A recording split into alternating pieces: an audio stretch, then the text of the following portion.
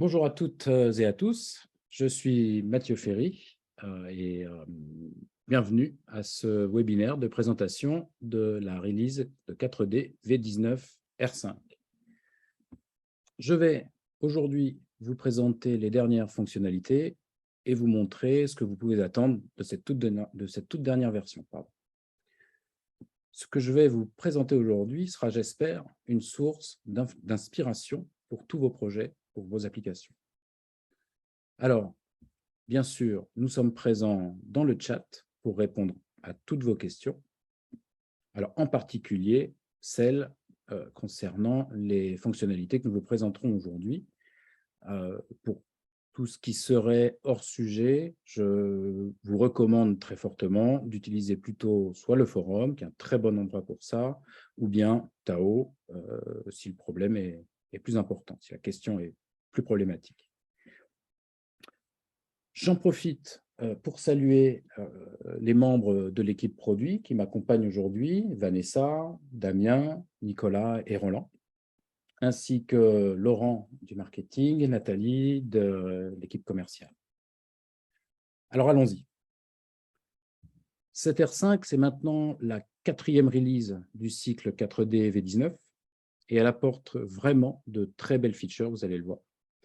Chaque fois qu'on prépare ce genre de présentation, de synthèse, nous sommes vraiment enthousiasmés de voir ce que nos équipes produits et ingénierie amènent à 4D, release après release.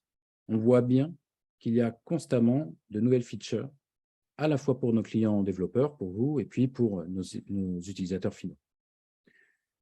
Au programme aujourd'hui, nous couvrirons 5 grands thèmes: 4D View Pro, 4D Ride Pro, le développement, le déploiement, et enfin 4D for Android, 4D for iOS. Après chaque thème, on fera une petite pause qui nous permettra de répondre aux questions que vous pouvez vous poser à propos de ce que vous venez de voir. Allons-y. Alors, commençons par 4D View Pro. Vous l'avez peut-être remarqué, nous avons communiqué davantage que d'habitude sur 4D View Pro ces dernières semaines. Eh bien, vous allez voir que c'est parce que nous délivrons avec cette release R5 des fonctionnalités vraiment très intéressantes. Alors, vous le savez probablement déjà, 4D View Pro est basé sur une puissante stack de gestion de feuilles de calcul qui vous permet de construire des documents très élaborés. Je parle là de Spread.js. Alors, pour vous garantir le plein potentiel de cette solution, nous faisons en sorte de constamment la mettre à jour après chaque release de 4D, et la 19R5, elle ne fait pas exception à cette règle. 4D View Pro tourne maintenant sur la version 15.0.5 de Spread.js. Et cette version, eh bien, elle amène beaucoup d'évolutions qui vous aideront à accélérer vos développements. Je cite quelques exemples. En commençant, vous voyez à l'écran par les améliorations sur le ruban, ou ribbon en anglais dans le texte. Ici, on voit la fonctionnalité Text to Columns qui permet de convertir du texte séparé par des délimiteurs contenu dans une cellule en le distribuant sur plusieurs colonnes, ceci en se basant évidemment sur le délimiteur. Ça se fait en quelques clics. C'est une fonctionnalité déjà présente dans des produits comme Excel ou Google Sheet. Eh bien, elle arrive dans 4D View Pro. Ici, on voit un aperçu de l'option de suppression des doublons qui permet en quelques clics, encore une fois, de retirer les lignes redondantes en fait, dans un tableau. On en voit là une petite démonstration. Tout ça est disponible très rapidement dans l'interface maintenant de 4D View Pro. Autre évolution du ruban, vous pouvez maintenant déplacer la position de la barre d'onglet. Ça a l'air de rien comme ça, mais ça peut sauver des produits. Ici, en un clic dans un petit menu contextuel, eh bien vous pouvez changer cette position pour faire apparaître ces onglets un peu n'importe où. Ça, c'est un premier volet d'évolution de ce qu'apporte cette version Spread.js, et on va y aller crescendo, parce que la suite, c'est une grosse nouveauté concernant l'impression. C'est quelque chose qui nous a été beaucoup demandé dans le forum, mais pas uniquement. Et on est vraiment très content de pouvoir maintenant vous l'offrir dans 4D View Pro. Donc maintenant, pour qu'il soit plus facile pour vos clients de paramétrer l'impression, le ruban vous propose directement les paramètres d'impression, comme vous le voyez à l'écran, dans un onglet dédié, Page Layout, ici en anglais. Avec la V19R5, vous disposez donc maintenant directement d'un dialogue de paramétrage de l'impression. Ce dialogue comporte plusieurs onglets permettant de définir les options habituellement disponibles par programmation via la commande VP7printinfo. On va démarrer la petite revue de ce dialogue, où vous pouvez paramétrer dans l'onglet page l'orientation ou la mise à l'échelle, bien sûr les marges, ici les en-têtes et pieds de page, et une dernière option, un dernier onglet avec des options diverses liées à l'impression. Voilà. Le menu d'impression, parce que ce n'est pas terminé, inclut maintenant une preview du document, ainsi que des options pour retoucher les paramètres d'impression. Vous le voyez à l'écran. Avec donc ici, sur la gauche, des paramètres d'impression qui, vous le verrez, se prennent en compte dans l'aperçu. Et enfin, sous Windows en particulier, en cliquant sur le bouton d'impression, vous obtenez cette nouvelle fenêtre de paramétrage avec également une prévisualisation du document que vous allez obtenir. Alors, tout ceci est là dans 4D View Pro pour être certain que vos documents, maintenant, s'affichent, s'impriment correctement partout où vous le souhaitez. Et figurez-vous qu'on n'a pas encore terminé avec 4D View Pro. Et là, je vais vous parler d'une de mes features favorites dans le produit, qui sont les data context. Les data context, c'est une nouvelle façon de charger vos données et de gérer des modèles de feuilles de calcul. Cela vous permet de créer un document avec des placeholders, en fait des espaces réservés, et ensuite de les remplir juste en précisant le contexte de données. On va regarder un peu plus comment ça se comporte. Mais en gros, vous pouvez automatiquement remplir un document métier avec les bonnes données issues de la base, et ceci avec en fait très peu de code. On voit à l'écran, on est en train de parler de 2 à 3 lignes de code. Et là, moi, je pense à de la gestion, à la génération de documents comme des rapports, des factures, des contrats, n'importe quel autre type de document, à vrai dire. On a ensuite une autre mise en situation pour un petit peu mieux comprendre de quoi il en retourne. On a ici, dans le formulaire à gauche, en fait, un objet Current People. Et puis, un clic sur un bouton, les données arrivent dans 4D View Pro avec un set data context qu'on voit à gauche. Donc, c'est une ligne de code. Et puis, en retour, on peut récupérer les modifications qui ont été effectuées par l'utilisateur.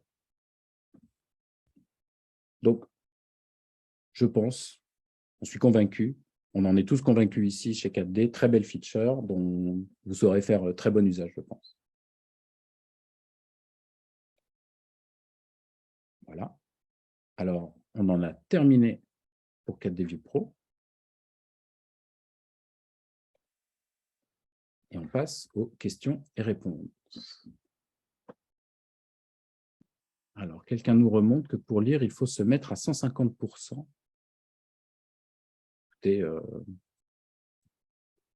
J'espère que pour la suite de la présentation, ça se passera bien pour vous.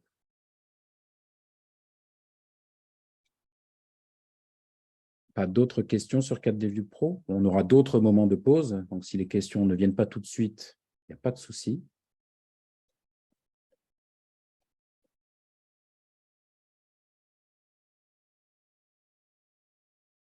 Bon, bah, écoutez, j'ai été clair.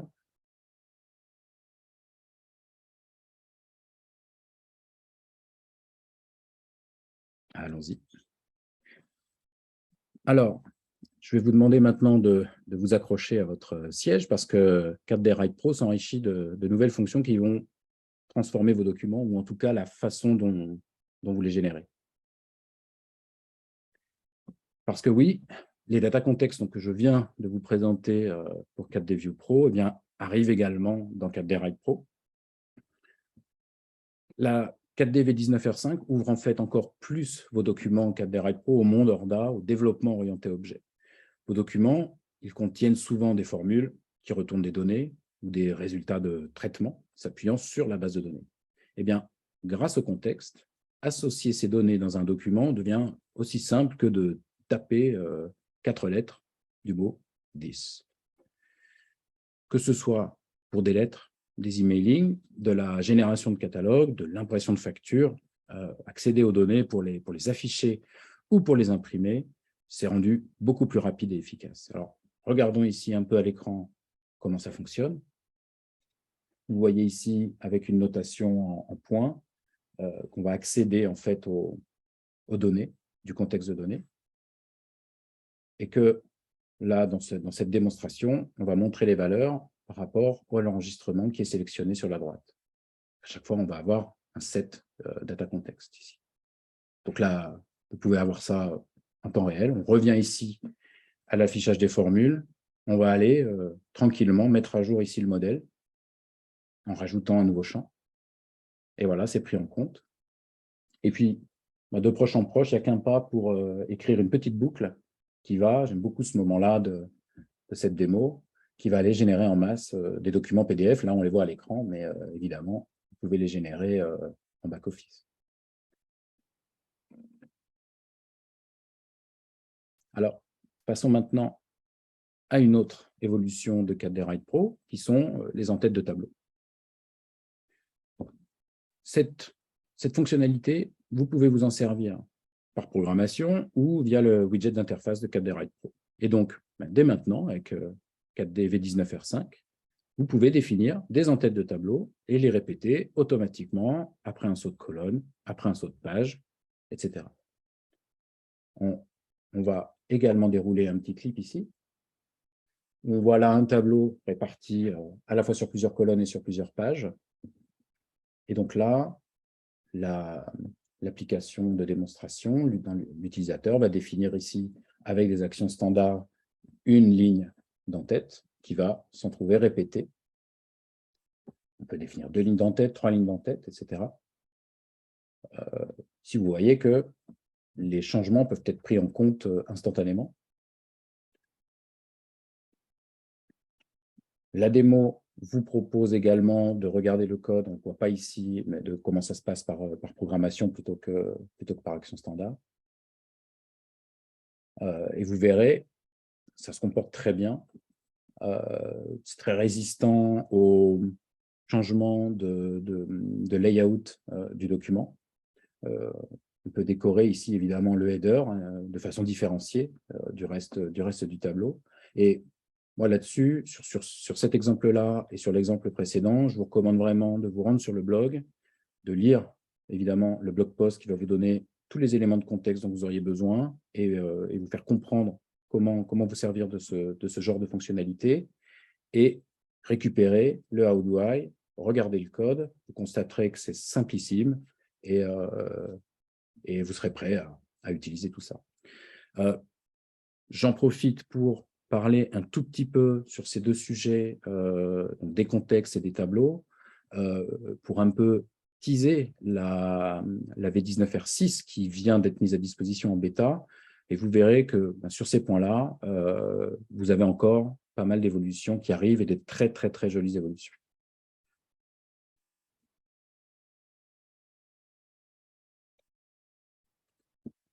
Je termine sur 4D Write Pro avec les paragraphes liés, avec là aussi encore une fois un très bon blog post et une très jolie démo que vous pouvez récupérer donc depuis le blog post.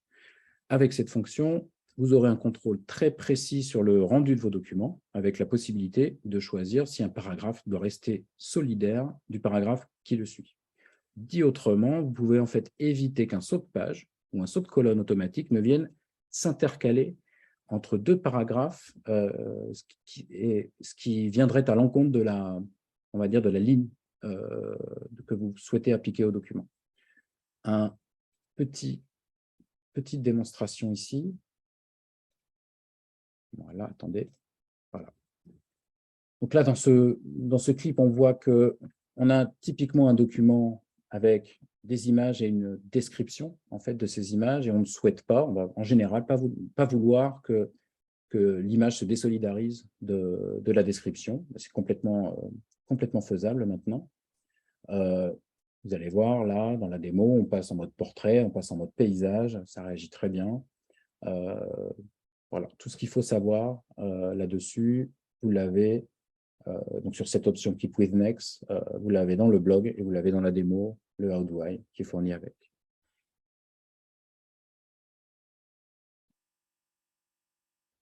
Alors, j'en ai terminé avec KDE Write Pro. Avez-vous des questions?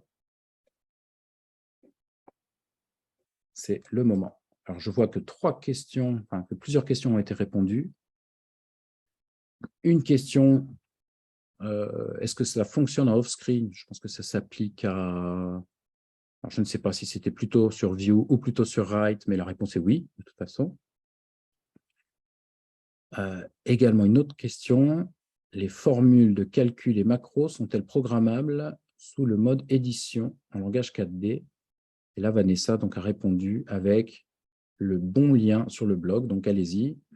Ça fait encore un peu de, comment dire, un petit peu de promo pour le blog. Ce n'est pas une promo gratuite. Je pense que vous le savez tous, le blog, c'est le meilleur endroit pour aller commencer à vous renseigner sur les nouveautés de 4D à chaque release.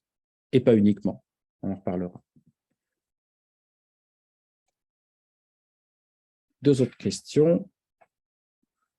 Le contexte gère aussi les données répétitives, exemple de vie avec ligne des détails d'articles. Eh bien, très très bonne question, puisque ça, c'est justement ce qui va arriver avec la R6, en tout cas dans Write. Donc vous pouvez déjà le tester si vous avez accès à la bêta. Dans View, c'est déjà jouable, on l'a vu. Autre question, peut-on dans cette release insérer un tableau dans une cellule? Alors attendez, la question est partie. Peut-on insérer un tableau dans une cellule d'un tableau inséré dans 4D Write Pro? Il y a un effet Inception dans la question. Est-ce que je peux insérer un tableau dans une cellule? Je vais laisser Roland vous répondre. Parfait, il est déjà en train de vous répondre. Très, très bien.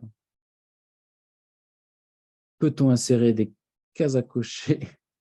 On dépasse un petit peu sur cette question-là le sujet d'aujourd'hui. Malheureusement, je vous l'ai dit, on doit se contenter un petit peu du sujet. Des cases à cocher dont la coche est gérable dans une zone Write Pro 19R5. Roland est là, il va vous répondre. Voilà. J'essaye de répondre, mais j'y arrive pas. Je ne vois pas où il faut cliquer. Ah, Roland, il y a ton micro. Tu fais saisir une réponse. Allons-y. Alors, passons maintenant aux nouveautés pour le développement. Premier point majeur à mes yeux, c'est la publication des classes de composants. Ce point répond, entre autres, pas uniquement, à un use case qui nous tenait à cœur. Imaginez tout simplement que votre application soit encore en mode binaire. Eh bien, dans ce cas, cette fonctionnalité, eh bien, elle vous permet de bénéficier des classes et du développement orienté objet en utilisant un composant que vous développez en mode projet. Ces classes codées en mode projet, eh bien, vous pouvez les appeler depuis une application créée en mode binaire. Et ça, nous, on pense que c'est très utile, voire révolutionnaire. Avec la V19R5, en fait, vous disposez d'une nouvelle section composant dans les paramètres du projet. On le voit ici à l'écran. Et avec ceci, vous allez pouvoir définir comment les classes et les fonctions du composant seront exposées dans l'éditeur de code 4D une fois qu'il sera installé. Alors, voilà, on le voit tout simplement sur cet extrait. Ça n'est pas plus complexe que ici de donner un nom de namespace que vous retrouverez tout simplement dans l'éditeur de code. On pense vraiment que ce sera utile à beaucoup d'entre vous, ne serait-ce que pour pouvoir, comme je l'ai dit, bénéficier des classes, bénéficier du développement à plein orienté objet, tout en ne faisant pas tout de suite ou en faisant plus lentement une transition du mode binaire vers le mode projet. Vous pouvez vous essayer au mode projet, vous essayer à tous ces changements sans révolutionner votre application en mode binaire. Nous, on pense que ça répond à une demande que beaucoup d'entre vous nous ont faite et on est très fiers de vous apporter ça aujourd'hui.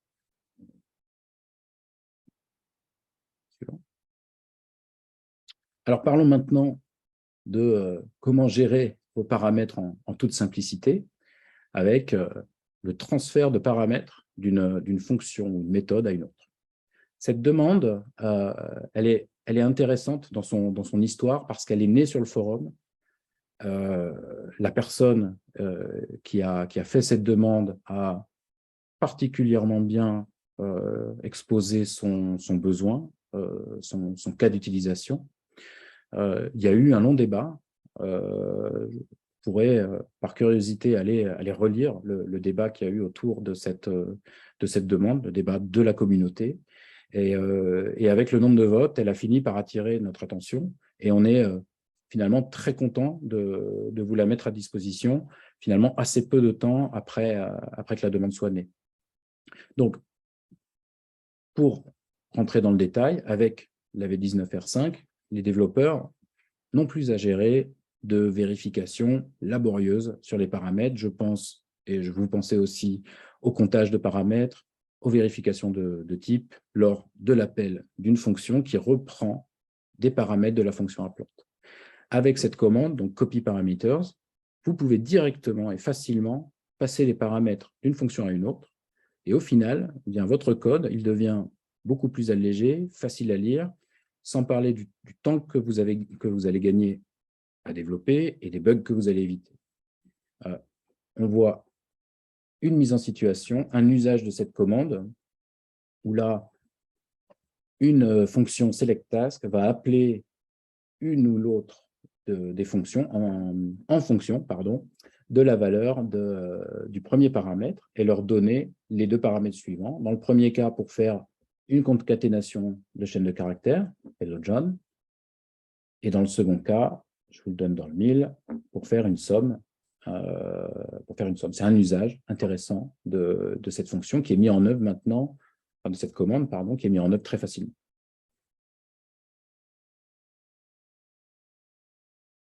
Voilà. Tout ceci est disponible, encore une fois, dans le blog. On ne déroule pas ici tous les exemples. Vous avez un deuxième exemple très informatif également dans le How Do I. Encore une fois, je vous recommande d'aller lire le blog et de télécharger ces How Do I. Passons maintenant aux logs de diagnostic qui sont, on le sait tous, qui sont devenus de plus en plus critiques pour la recherche d'incidents, pour la recherche de problèmes. Alors, on a décidé de les réorganiser entièrement pour à la fois en améliorer le contenu et pour permettre de les filtrer grâce à des niveaux de log que vous voyez à l'écran. Erreur, warning, info, debug, trace, donc par, je dirais, importance croissante. Et évidemment, plus vous allez loguer un niveau de verbosité important, plus votre diagnostic log sera lourd. Et donc, grâce à tout ça, vous êtes maintenant capable de contrôler et de mieux analyser le flux de log, mais aussi d'en maîtriser la taille, en le rendant plus ou moins verbeux en fonction de vos besoins.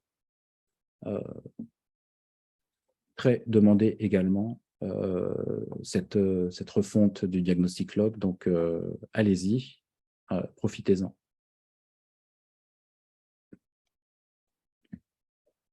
Je termine par une nouveauté concernant Horda.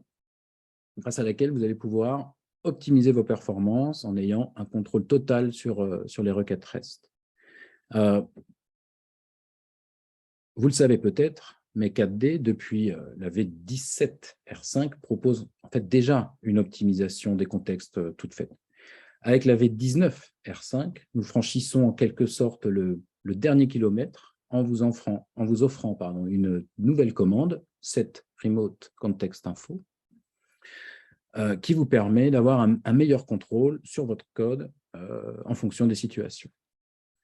Dans l'exemple à l'écran ici, on voit que plutôt que de recevoir tous les attributs de la data class personne, on voit qu'en utilisant un set remote context info avisé, vous pouvez explicitement spécifier qu'en fait, vous n'êtes intéressé, dans ce cadre-là, que par un first name et un last name. On sent bien ici que le for each qui suit s'en trouvera optimisé. Cet exemple, il est issu du blog, je me répète, du How Do I qui est sur le blog. Il est extrêmement plus riche que ce que je peux vous transmettre aujourd'hui. Moi, je vous recommande d'aller le télécharger, évidemment, d'aller l'expérimenter. Si vous êtes en recherche d'optimisation s'agissant des contextes et du cache Orda, en client-serveur, en REST, allez-y, c'est, je pense, la fonctionnalité dont vous avez besoin.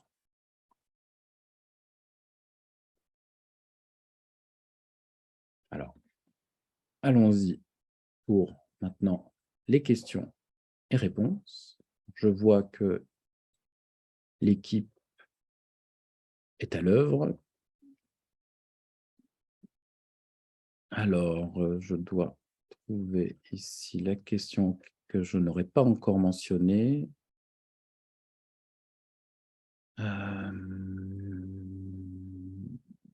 Sur la question des cases à cocher, Roland nous a répondu que non, ce n'est pas possible. Et très bon réflexe. Donc, effectivement, il faut passer par une feature request sur notre forum.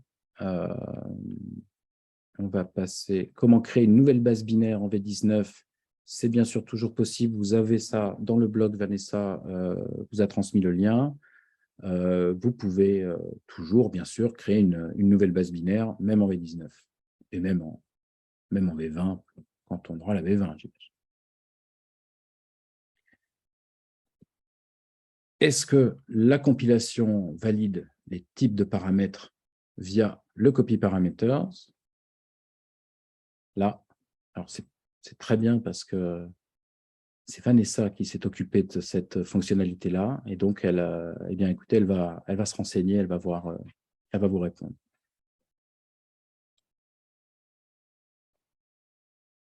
Dernière question, peut-on utiliser un composant créé en R5 sur une version antérieure, exemple 19.2? C'est un peu précis, là je ne peux pas vous répondre directement. Je ne sais pas.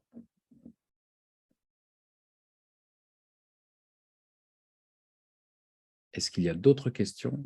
La question vous sera répondue, hein, que ce soit maintenant ou plus tard.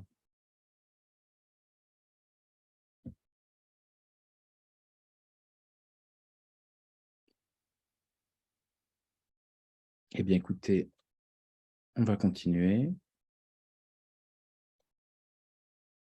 On va passer à la partie déploiement avec, pour commencer, de la nouveauté concernant la gestion des accès. Alors, vous savez hein, que côté serveur, l'utilisateur courant est toujours le designer. Et la conséquence, c'est qu'il a toujours accès au Runtime Explorer.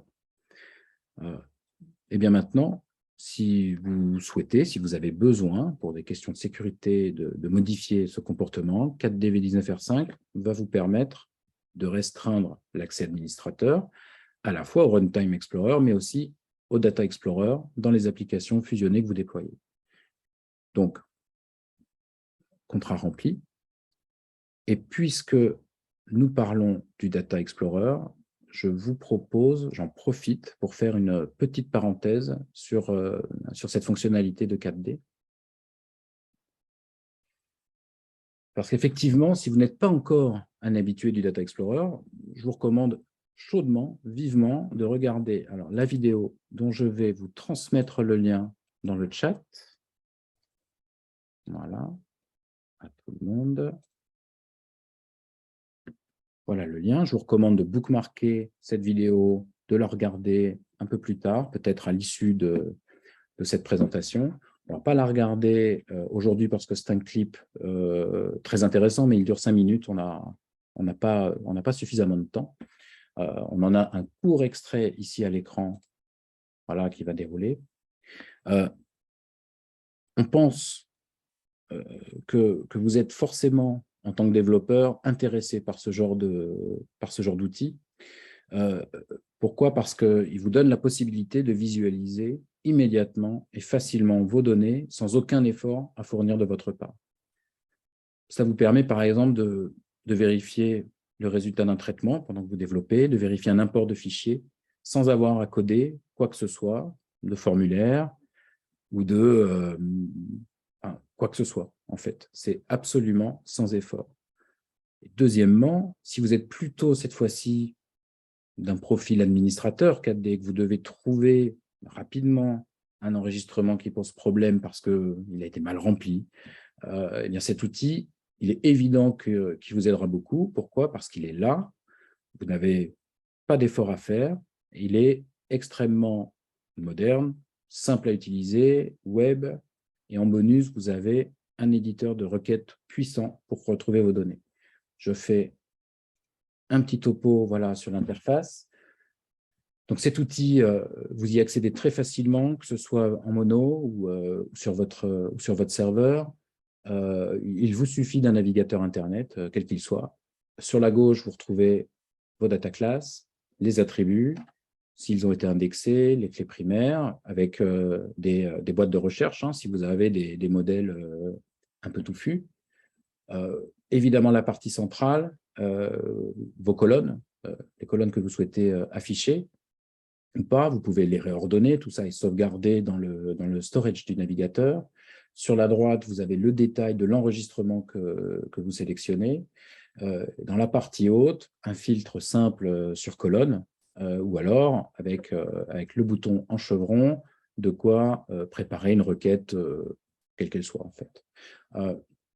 Voilà, c'est vraiment un outil extrêmement pratique à utiliser au quotidien. Moi, depuis qu'il existe, je pense qu'il n'y a pas une journée qui s'écoule sans que je m'en serve au moins une fois pour vérifier quelque chose. Et une fois encore, j'anticipe un petit peu sur la R6 bêta qui est disponible à tous ceux qui ont la chance d'être dans les programmes bêta, parce que ce Data Explorer arrive avec pas mal d'évolutions, dont celle de maintenant pouvoir voir les relations un N, N1, de façon simple, élégante, rapide. Ça vaut le coup d'œil. On y va et on passe. Et on passe au build d'application, qui lui aussi, dans cette V19R5, a été amélioré. Premièrement, vous pouvez maintenant supprimer des bibliothèques inutiles, telles que Ceph pour les zones web, PHP, Makeup, CatDeUpdater, le Spellchecker. Et ça va vous permettre de réduire la taille de vos applications. On sait que c'est un enjeu pour beaucoup d'entre vous. Le fait de pouvoir retirer un module dont on ne se sert pas peut vous faire gagner plusieurs centaines de mégas et il nous a semblé important de pouvoir vous permettre de faire ça. Deuxième point, toujours sur le build, il faut savoir que maintenant sur macOS, les versions japonaises et internationales sont maintenant fusionnées avec un seul installeur. On n'a pas forcément beaucoup de japonais dans cette session, on en avait ce matin, et voilà, ça vaut la peine d'être mentionné. On va maintenant passer aux questions et aux réponses. Alors,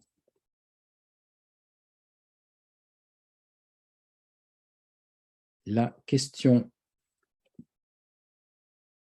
sur la validation des types de paramètres via le copy parameters en compilation. La réponse étant que le copy parameters ne fait aucun contrôle de type.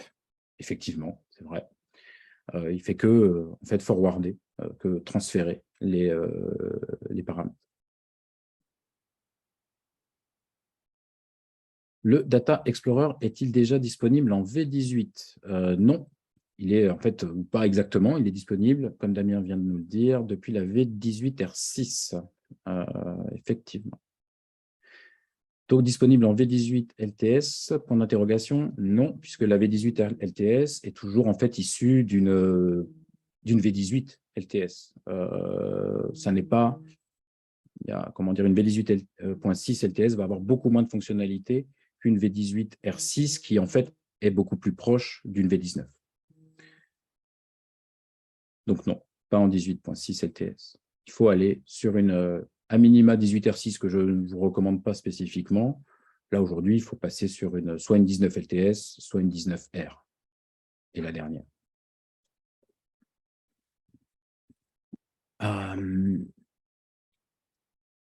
Question, donc je pense au sujet du Data Explorer, cela va-t-il remplacer à terme le mode d'utilisation direct?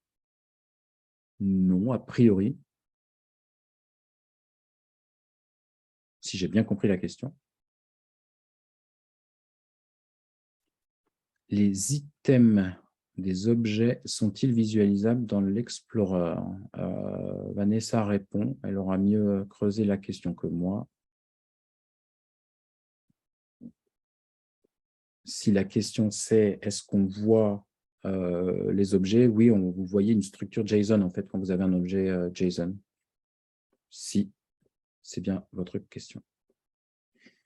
Autre question, donc si on utilise un serveur web 4D, comment accéder au Data Explorer? Tout simplement, alors moi je vais vous renvoyer vers la documentation. Il faut tout simplement pointer vers l'URL de votre serveur 4D, avoir activé le Data Explorer et vous l'aurez. Avec simplement un navigateur. Là-dessus, vraiment, tout est dans la doc. Un product owner là va vous répondre. Et pas le lien sous la main. Faut-il une licence web pour utiliser le Data Explorer? À ma connaissance, non, puisque cela passe par le web admin. Donc, à ma connaissance, non. Voilà, Damien vient de répondre.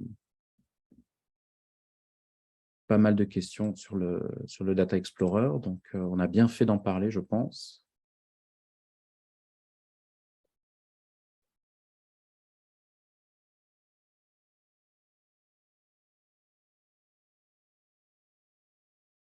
Eh bien, on va passer à la suite. Là.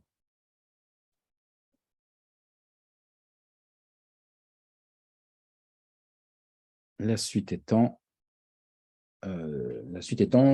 4D for iOS, 4D for Android, en fait 4D for Mobile. Cette V19R5, elle se concentre sur l'aspect mobilité, essentiellement sur 4D for Android, qui continue d'évoluer et qui propose maintenant les mêmes formateurs que 4D for iOS. Alors, pour rappel, qu'est-ce que c'est qu'un formateur?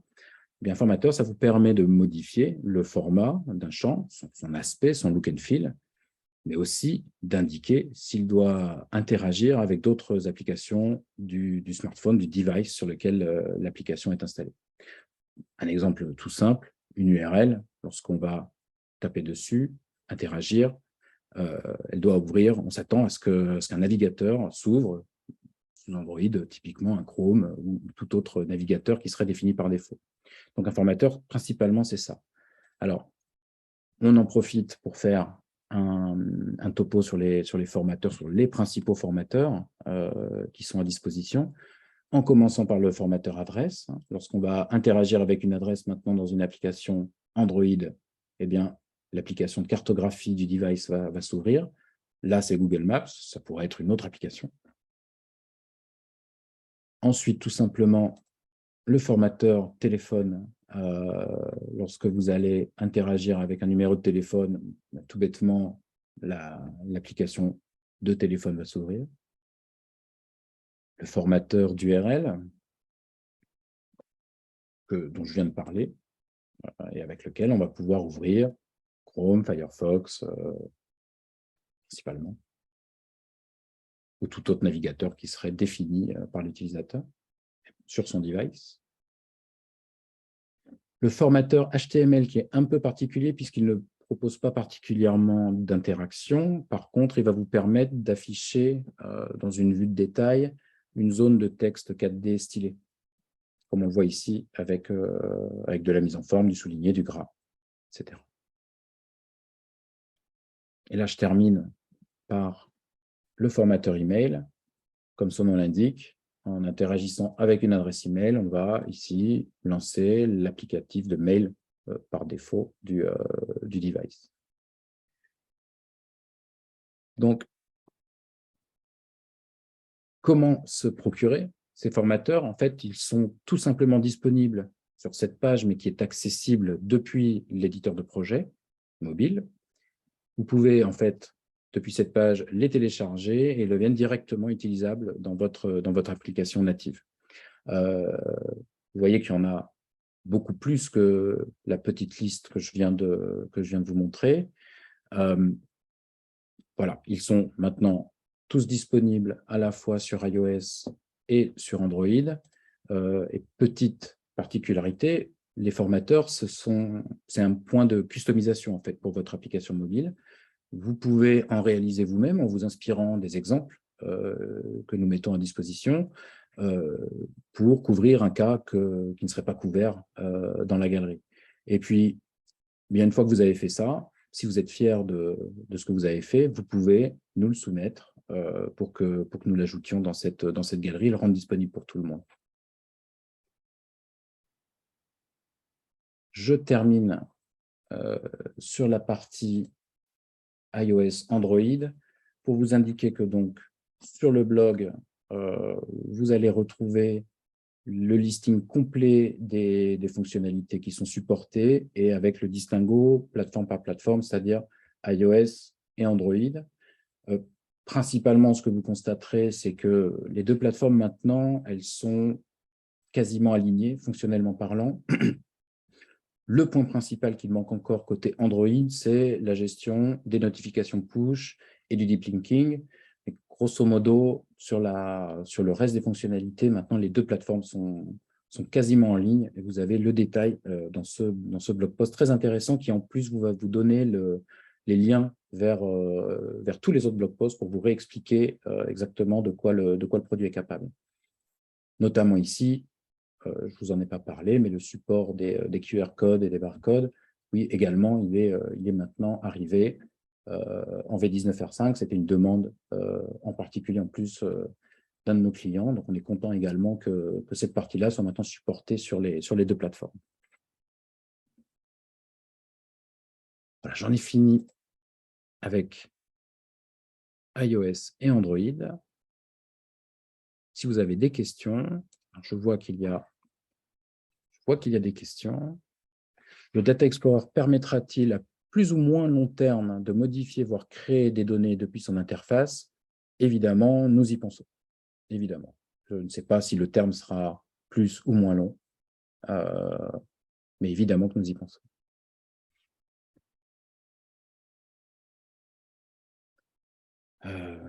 Beaucoup d'échanges ici. Dans le Data Explorer, des chansons d'échange objets, les voit-on? Oui, on les voit.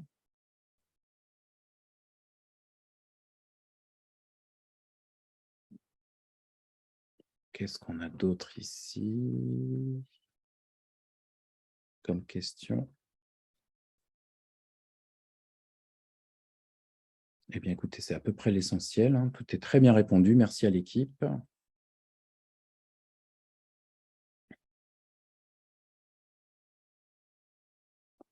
Pas d'autres questions? Eh bien, je vous propose de continuer. On est un petit peu en avance, mais globalement dans les temps.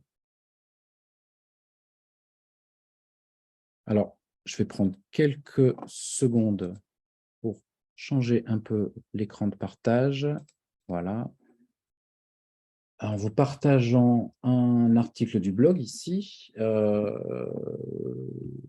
comme on arrive à la fin de cette présentation, avant de se quitter, moi, je voulais vous rappeler que, et vous le savez, que les feature releases reçoivent maintenant des hotfix mensuels. Ça, c'est la communication qu'on avait fait au mois d'avril dernier. Cette promesse, on l'a tenue avec donc la V19R4 qui a inauguré ce cycle en recevant une hotfix 1 et une hotfix 2. Et évidemment, c'est une non-annonce. Nous continuerons ce cycle avec la V19R5. On a eu de très, très bons feedbacks sur ce nouveau cycle. Nous vous en remercions. Nous, on est persuadés que ça va vraiment dans le sens d'une adoption plus massive encore des feature releases, même si on sait que on pourrait encore faire plus, on pourrait toujours faire plus. On pense que là, c'était un élément nécessaire à vous fournir. Donc, merci en tout cas pour ces feedbacks. Et puis, rendez-vous sur le forum pour récupérer ces hotfix. En fait. Autre point que je voulais vous mentionner, plus récent, celui-là, c'est cet appel à contribution sur la awesome list de 4D qu'on a initié sur GitHub. Alors, une awesome list, c'est principalement un endroit où une communauté va agréger des repos GitHub, des contenus autour d'une thématique. Et là, c'est celle de 4D. Si vous voulez un petit peu avoir une idée de pourquoi on fait ça, de comment vous pouvez contribuer si vous n'êtes pas familier de GitHub, je vous recommande d'aller lire ce blog post. On a déjà plusieurs clients qui ont commencé à participer. Voilà, je vous montre un peu ce que ça donne. Vous avez ici des liens vers le 4D Debug Log Analyzer, une classe File Transfer dont je vais vous parler juste après, des classes pour du Google Apps, les différences entre Launch External Process et les System Workers, Cobalt 2-4D, voilà, beaucoup de contenu.